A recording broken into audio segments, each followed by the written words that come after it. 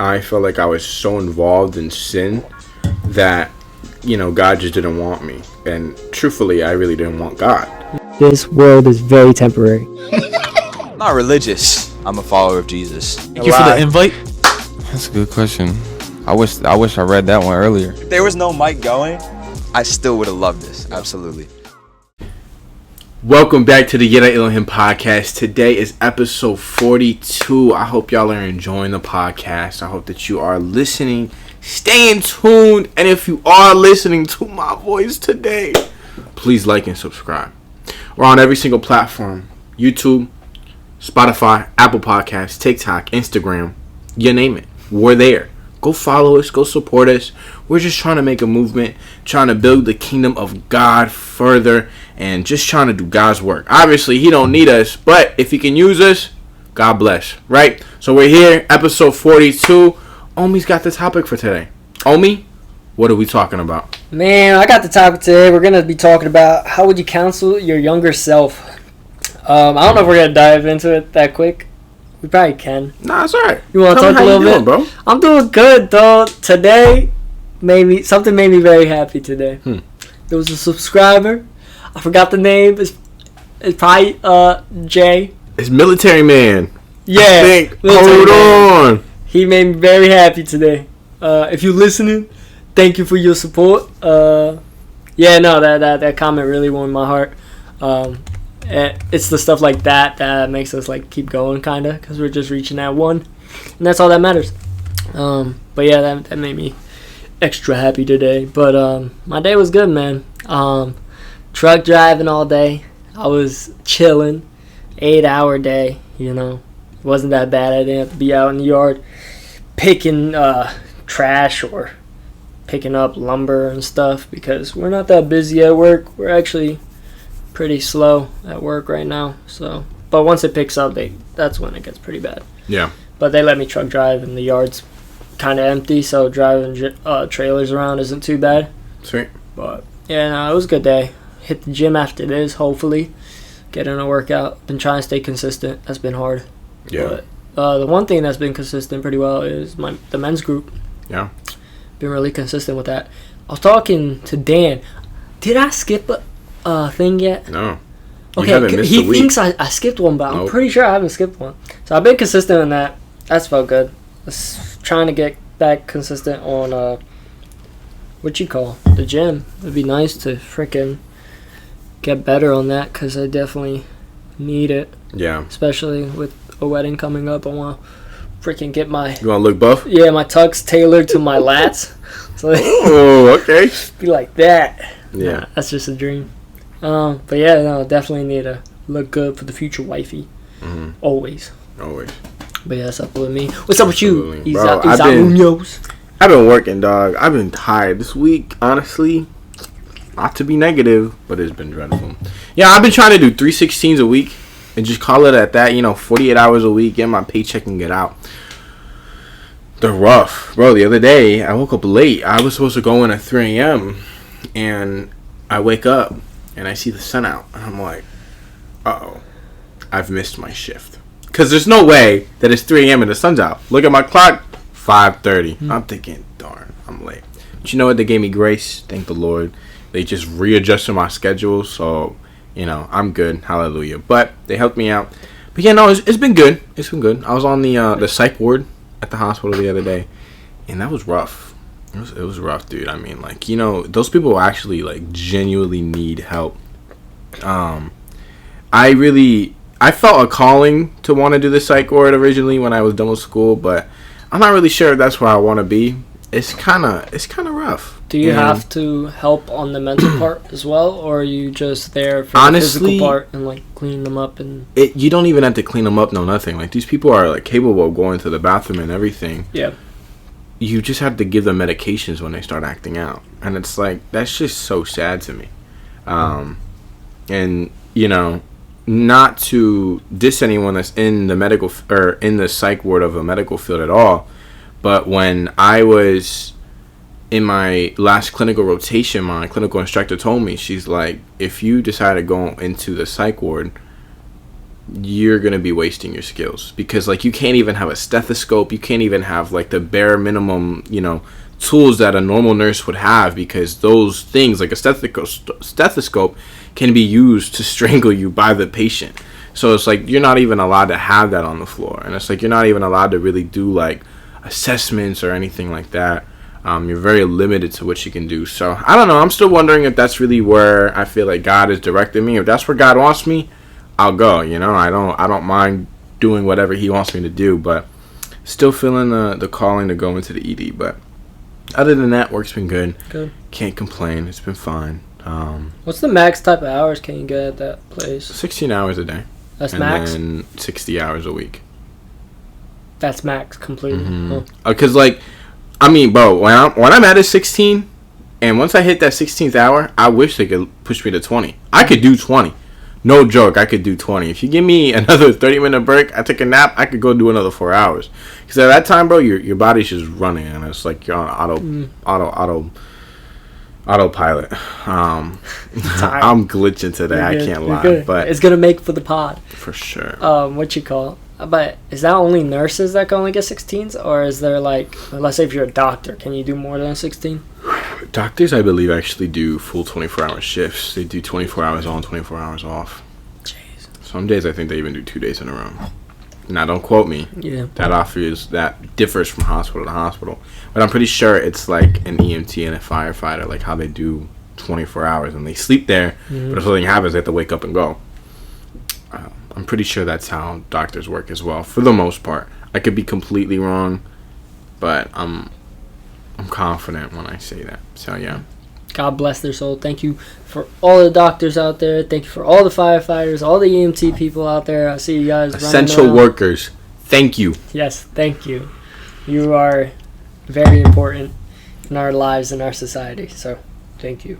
I wanted to talk about a little bit of the shirt you're wearing, because you have something coming up too. But I don't know if you can edit this out.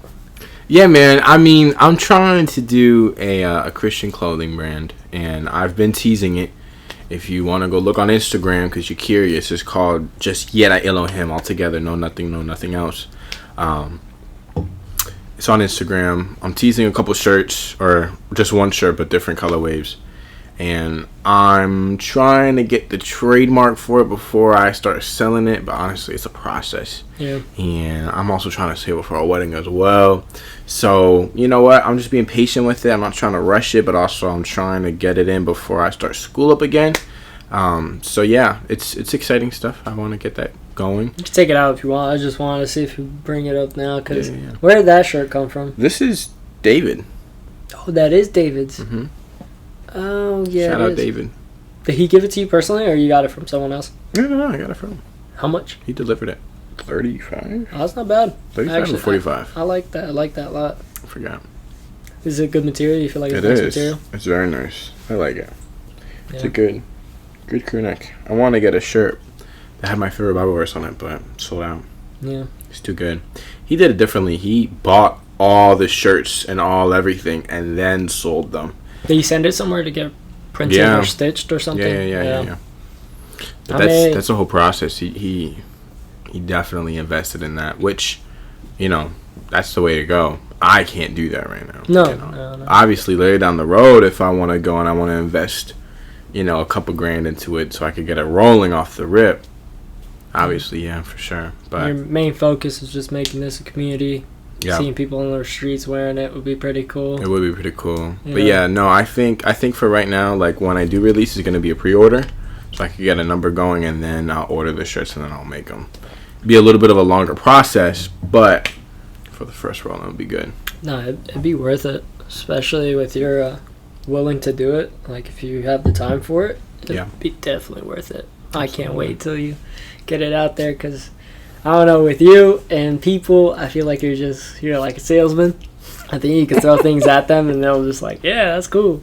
Yeah. Because we went to Greece and you were like that. We had what was it, like a taco day or something? We had to get college students to go to a taco day.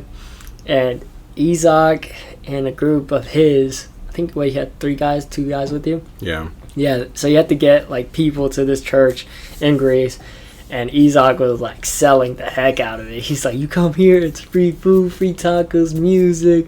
And he's like, he does all that, and then he'll throw slightly that it was a church and that we're going to talk about God a little bit. Yeah. But it worked. Snatch him. But you got a lot of people to come. That's true. So I think if you were to go on the streets or be able to sell stuff online, I think you'd be able to get a good following. That'd be cool. You want to start with the topic? Yeah, hit me with it, man. All right, because I keep dilly-dallying. But yeah, the topic is how would you counsel your younger self? And jumping right into it, it's how did your relationship with God look like when you were a lot younger? I think when I was younger, my relationship with God, obviously, the younger you go, the more innocent and pure you are. And as you grow older, you just automatically gain more knowledge and you become more aware of things. But I think my relationship with God when I was young was really good. And then when I started to enter like my teenage years, like 14 to like 18 was honestly probably like my rebel stage. I kind of put God to the back burner. I was focusing on other things. I was focusing on, relationships and just doing stupid that I genuinely in that time of my life, I lost the fear of God. That's when everything kind of hit the fan for me, with everything with my family and all that mess. And then I was doing other stupid stuff. But yeah, no, I feel like that area of my life really was the worst point of my life. From 14 to 18, It was rough. It was a rough transition from being a child to having to grow up quick because life is just throwing stuff at you after one after another and just kind of come in full force. So, yeah, I mean, other than that, I felt like my relationship with God was there, but it wasn't strong at all, and I surely did not take it seriously. And like I said, like I did not have the fear of God. I don't even think I knew what the fear of God really was. I think I thought that God was kind of just showing you, hey, I'm going through something, can you help me out? And that was it. Like, I didn't actually have a relationship with him, and I didn't actually take talking to him seriously, and I just went to church just to kind of go to church and see my friends. Yeah. And you think you took it more serious after your sister's death, right? I think after my sister's death, yeah, but then also after kind of like a toxic relationship, I told myself, like, I'm done. Like, I'm done playing stupid games and getting stupid prizes because, I'm growing up. At what point am I going to actually grow up? I'm growing up physically, but I need to grow up mentally as well. So I felt like I kind of started flipping a switch, and then once I met Haley, like, I realized, okay, now I really got to get serious because if I want to marry this girl, I can't keep being stupid. But yeah, no, it was a sequence of events. Definitely Talisha, my parents, and then meeting Haley all kind of coincide with one another. How about you? When do you feel like you lost God, if you did, and then when did you feel like you kind of regained it? I mean, I've talked about it plenty of times, but yeah, definitely 18 years old, which it's super late. I mean, I feel like I had God with me the whole entire time. I was a believer no matter what. But my relationship, I didn't have a relationship with God. After 18 to 17, going to 17, I think that's when I was tested the most. Sticky situation with the relationship, sticky situation with coworkers, Wasn't doing all the right things, falling into sin, living in sin. And it hit me like a ton of bricks, man. When you live in sin, you feel so much shame, you feel so much guilt. And when you realize the power of Jesus and how much power he has over you, and once he heals you, and you realize, like, nothing is better than that. Yeah. Like, that's as good as it gets. But yeah, I mean, I've talked about it on past episodes. I know that's like an ongoing thing that we're just going to keep talking about because it's our testimony. People are going to want to hear it. But at that age, what lies, that you were telling yourself that weren't true, like, about God? That weren't true. I mean, they are true, but I was abusing them in a sense. Like, I felt like I could just keep sinning, and no matter what I did, I wasn't hurting God because he would just forgive me, and that was it. Like, that was kind of the lie that I was feeding myself, is that, yeah, I could keep living in this sin, I could keep doing whatever I want to do because God's just going to forgive me. And, like, a lot of people do that. A lot of people fall victim to that mentality, And although that is true to an extent, yes, God forgives and he forgets and he moves past and he gives us grace. But we shouldn't just be abusing that type of relationship with him. And if you're not authentically, like, repenting of your sins, I don't truly think he's going to really, truly forgive you. Yeah. You know, I think it comes when both people and both parties are present and actually having that relationship with one another, that true forgiveness is given when the other person is asking for it. You know, if I just say, Ommi, dude, I'm sorry for hitting your car. Can you forgive me? And, like, I just have a miserable look on my face. You're not going to want to forgive me, you know? Like, I have to really be like, dude, I'm so sorry. I did not mean to hit your car. Listen, whatever you need, I'll pay for it to be repaired. Again, I'm so sorry. Is there anything else I can do? That right there is such a more genuine response. Mm-hmm. And that's what I feel like a lot of people don't have. And that's my biggest issue when I was growing up. I really wasn't genuine about it, you know? And I don't even think I really asked for forgiveness a whole bunch because I just assumed that it was given to me. And I think that's another thing. Like, I was assumed that I was covered by the blood of Christ, even though I wasn't asking for forgiveness. I wasn't worshiping him. I really wasn't praying. I wasn't reading my Bible. I was just going to church. Yeah. You know? Was there a lie particular about yourself that you were like, this is why I can't repent today, or this is why I can't get closer with God today, or this is why I feel this way about myself? Like, was there a certain thing that you were constantly telling yourself that you wouldn't even see about, like, now telling yourself that? Like, it was there like something like, oh, I'm lazy, or I'm this, or I'm that. Is there anything now or back then that was going into your head all the time that would always take you away? Because I know for me, it was that I wasn't worthy of God's, like, you know, response or forgiveness or any of that. I never felt worthy because I was doing always the wrong things, like you said. And then also, like, feeling like misplaced, like I'm not supposed to be part of this group because I'm not good enough for them, like Christian group, Christian homeschool group or whatever. I never felt right with them, so I'd lie, you know, I'd tell myself that lie. I'd be like, well, I'm not good enough Christian, so I can't hang out with these type of people. And I think that's what draw me away from my Christian friends the most. Like, now I'm really deep with, I want to say most of all my friends are pretty Christian. They're all Christian friends that are good influences on me, because you have to surround yourself with some of the five, you know, the five people that you surround yourself with. And I think now is like, I really did dig deep in my relationships with people. And that's because I took that lie away, that one lie that I said, I'm not good enough for these people. You know, I had to change my mindset. And when I was younger, I tell that lie to myself, and I'd be like, I'm not good enough for these people. Was there anything like that hit you in that spot that you were like, I'm not worthy, or I'm not good enough for God's forgiveness or response, or these people, or it just felt like what you just said? I think for me, like, I felt like I was so involved in sin that, you know, God just didn't want me. And truthfully, I really didn't want God. Like, I was to the point where I was so involved and so invested in myself and the things that I was doing that I kind of told myself, like, I don't have time to be having a relationship with God. Like, and actually thinking about it now, like, I don't think I realized it back then exactly what I was saying to myself. But, like, reflecting on the past, I think that was the biggest lie I told myself, is that I'm too invested in these things. And honestly, if I'm living in the world, I'm living in the world. Who cares? That's kind of like the mentality that I had. Like, I really, after Talisha died, it was a bittersweet moment, right? Because I had that moment in the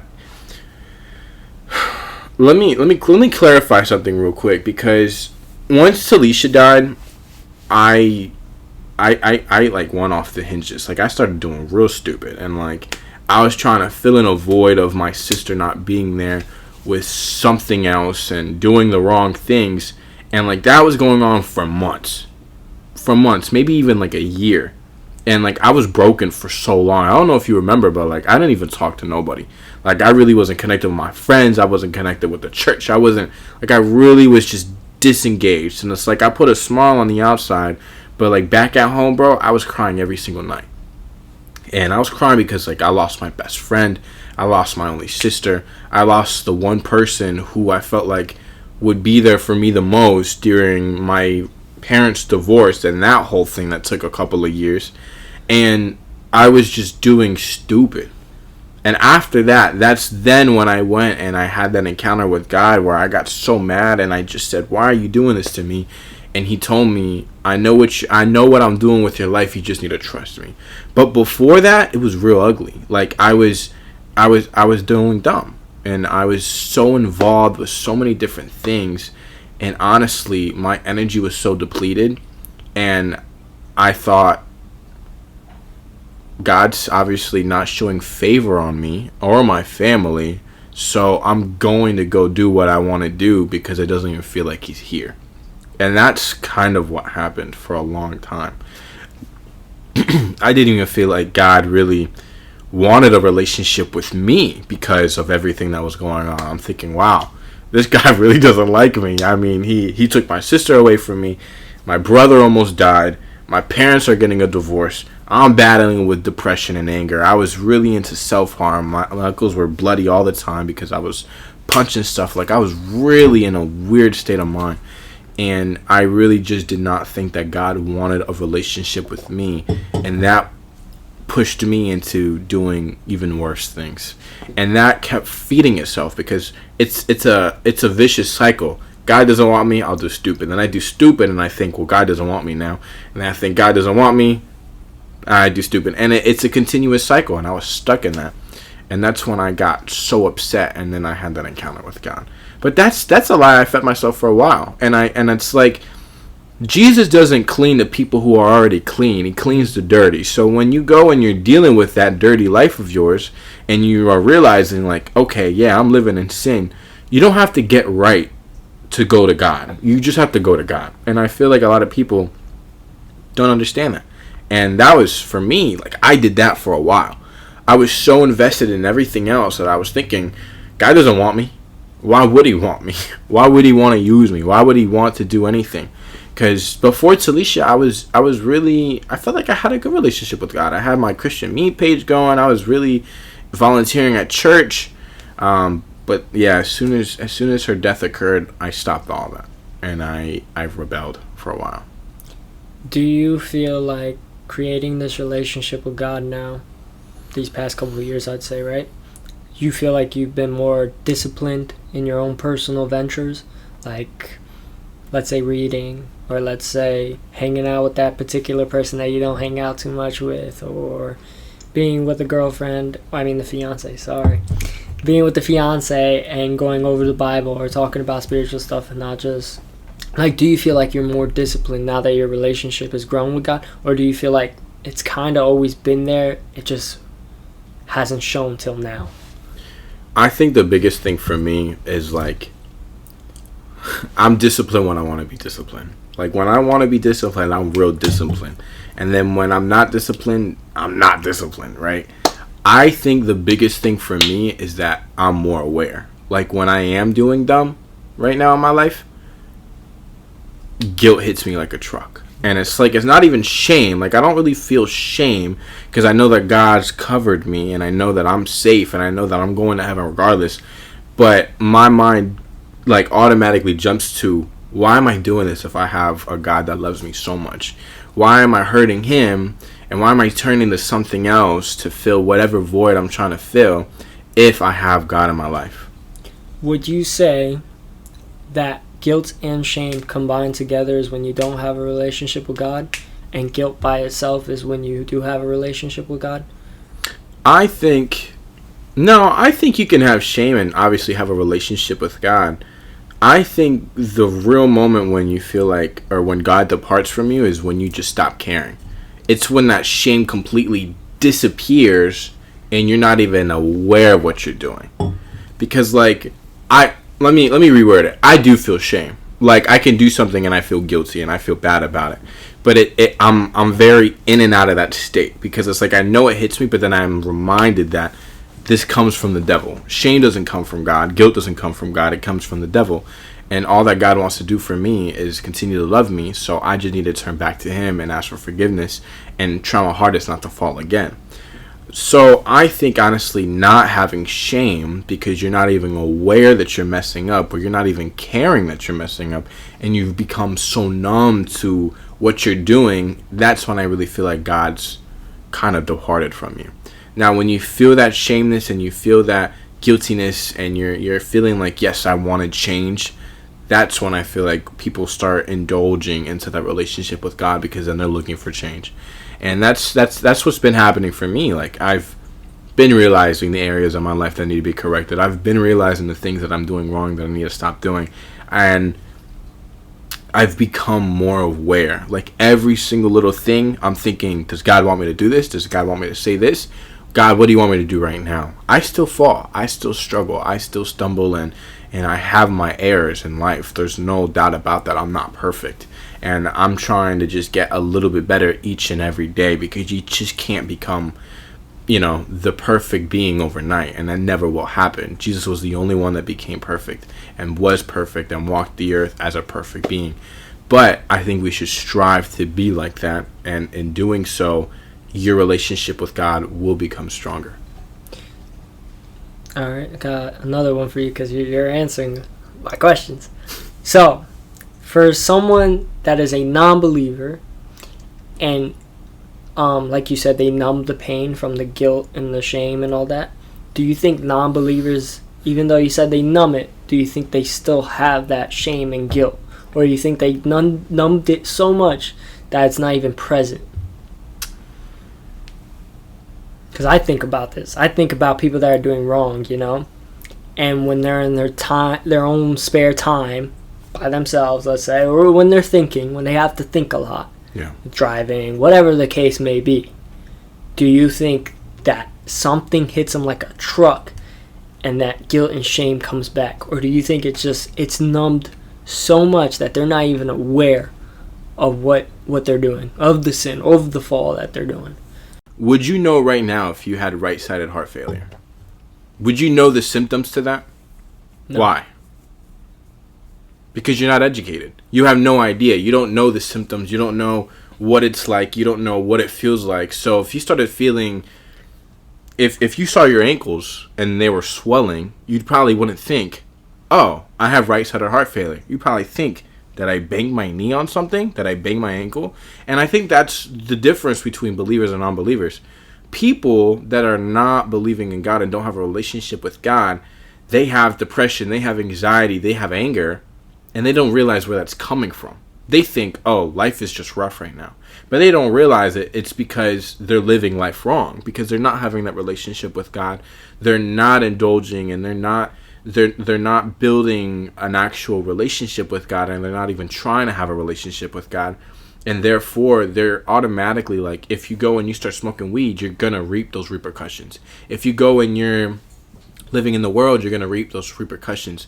And if you try to find something to fill that void of pleasure, and you're doing drinking, smoking, whatever, hooking up with whoever, you're still going to feel that pain, but you're not going to know why. And I think that's the biggest thing. Us as believers, we know why. We know why we're feeling this way. It's because we're doing those things. We know why. But those people who are doing those wrong things and are indulging in the sin don't know it's that sin. That's the reason why they're feeling like that. Because I think when you have anxiety and depression, for me, I feel most anxious when I'm sinning. When I'm sinning, I feel anxious. But the thing is that I know that. But if I didn't know Jesus and I started feeling anxious, I wouldn't be able to build the connection as to why I'm feeling anxious. I would just think, oh, I'm feeling anxious. I now need to go to a doctor to become medicated for it. When I'm not sinning and when I'm fully indulging God, that's the most peace I feel, And I don't know if there's science to back that up, but I know my relationship with God, and I know that when I am doing right, my well-being and my mental is automatically better. So I think, going back to your question, if people feel that guilt and shame as non-believers, it's no, because they don't know why they're feeling the way that they're feeling, and therefore they're not going to tie that connection. They're not going to tie the connection of the example that I gave you. I have swollen ankles. Oh, this probably means I have right-sided heart failure. No average person thinks that. They have to go to a doctor to figure that out. And that's why a non-believer, if they're battling with those questions of, why am I really feeling anxious? Why am I really feeling depressed? instead of just going straight to a doctor, I mean, yes, doctors are here, they're put for a reason, and they do a lot of good works.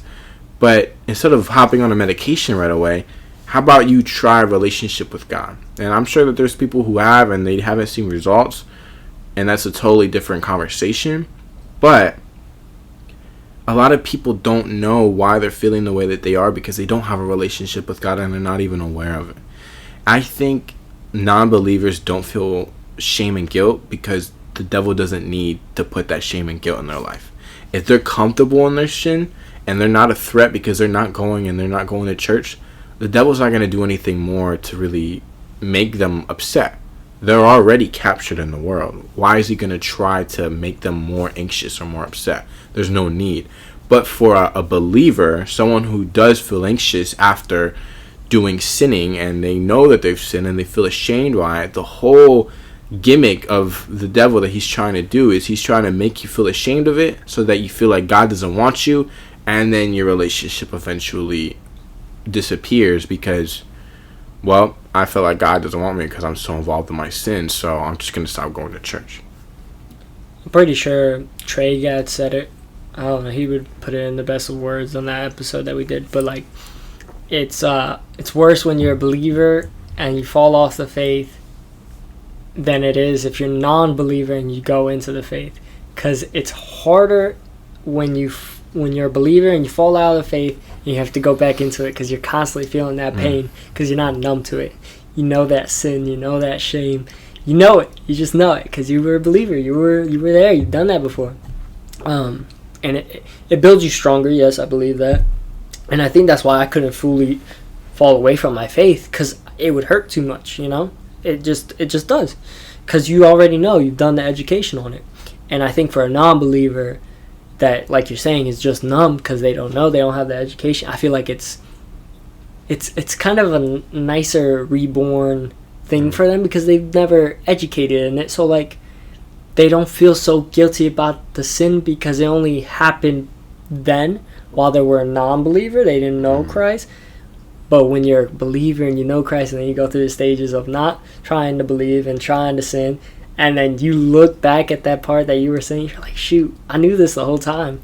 I knew I was messing up the whole time, but now I have to like relive it, ask God for forgiveness. Like, it sucks. And I think Trey Gad put it in those words where he was like, it's worse that you're a believer and then you go non-believer back to believer, because you can look at those past sins and knew it was wrong the whole time. Yeah. Whereas a new believer, they never knew, you know. So it's a little easier in your head, at least, to be like, okay, he forgive me from those sins, you know. But yeah, no, that's right. If you don't know, if you're not educated, you won't know. So I think you hit it on the dot with that.